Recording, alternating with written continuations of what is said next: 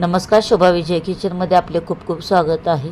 आज आपल्या किचनमध्ये भरलेल्या कारल्याची रेसिपी पाहणार आहोत। तर कारली बऱ्याच प्रकारे बनवली जातात, पण अशा प्रकारे अतिशय सोप्या व झटपट होणारी कारलीची रेसिपी पहिल्यांदाच पाहत असाल, रेसिपी आवडली तर नक्की लाईक अँड शेअर करा। तरी ते पाव किलो कारली स्वच्छ धुवून घेतलेली आहेत आणि त्याची 1.5 ते 2 इंचाच्या अंतरावर फोडी करून घेतलेल्या आहेत आणि अशा प्रकारे बियांचा आतील भाग काढून घ्यायचा आहे। बियांचा भाग काढून झाल्यानंतर ह्या कारल्याला आतून व बाहेरून थोडे थोडे मीठ चोळून घ्यायचे आहेत आणि अशी एक चाळण घेतलेली आहे।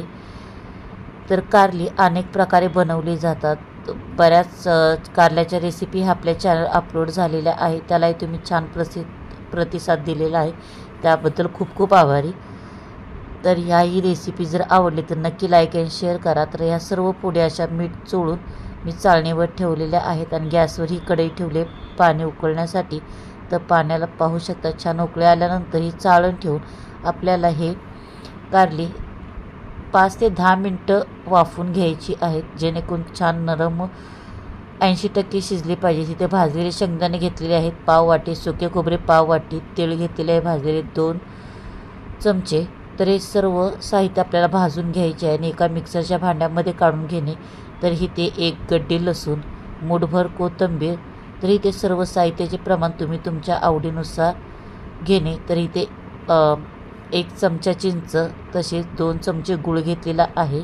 इथे कांदा लसूण मसाला घेतला आहे 1.5 चमचा, इथे तुम्ही कोणतेही लाल तिखट घेऊ शकता। हळद घेतलेली आहे अर्धा लहान चमचा, रंगासाठी 1 लहान चमचा काश्मीरी मिरची पावडर, धने पावडर घेतले 1 चमचा, भाजलेल्या जिऱ्याची पावडर अर्धा चमचा, हिंग घेतलेला आहे पाव लहान चमचा, तसेच मीठ टाकायचे आहे चवीनुसार।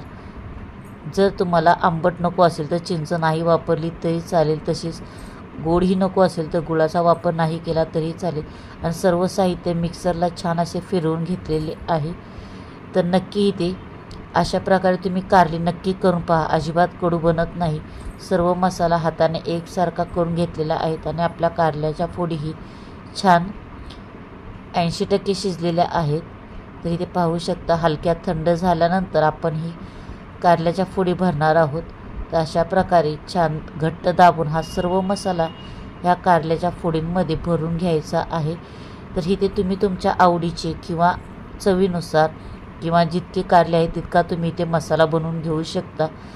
तर इथे जरी हा मसाला तरी तुमचा शिल्लक राहिला तरी हा मसाला तुम्ही फ्रीजमध्ये 15 ते 20 दिवस ठेवू शकता। तशीच ही कारली ही भाजी झाल्यानंतरही छान आपली 8 ते 10 दिवस टिकतात। नक्की एकदा ट्राय करा। फ्रीजच्या बाहेर 4 ते 5 दिवस टिकतात। प्रवासात नेण्यासाठी छान ही कारल्याची रेसिपी आहे।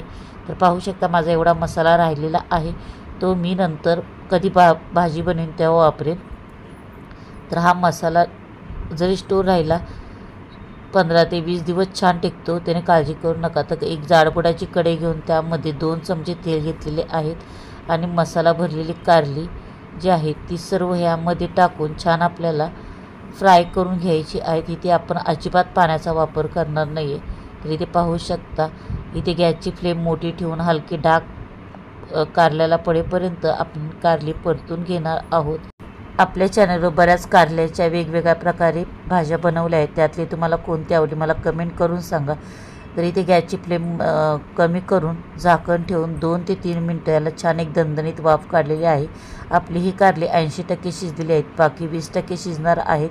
त्यासाठी अशा प्रकारे झाकण ठेवून उलटपालट करून आपल्याला ही कारली जी बाकीची राहिली ती शिजवून घ्यायची आहे। तर इथे पाहू शकता अजून एकदा झाकण ठेवून ही कारली अजून 5 मिनटं छान वाफवून घेतलेली आहेत। तरी आपली ही छान मस्त अशी भरलेली कारलीची भाजी तयार आहे। ही भाजी 4 दिवस फ्रीजच्या बाहेर राहते। नक्की एकदा ट्राय करा। पुन्हा भेटूया एका नवीन रेसिपीसोबत, तोपर्यंत थँक्यू।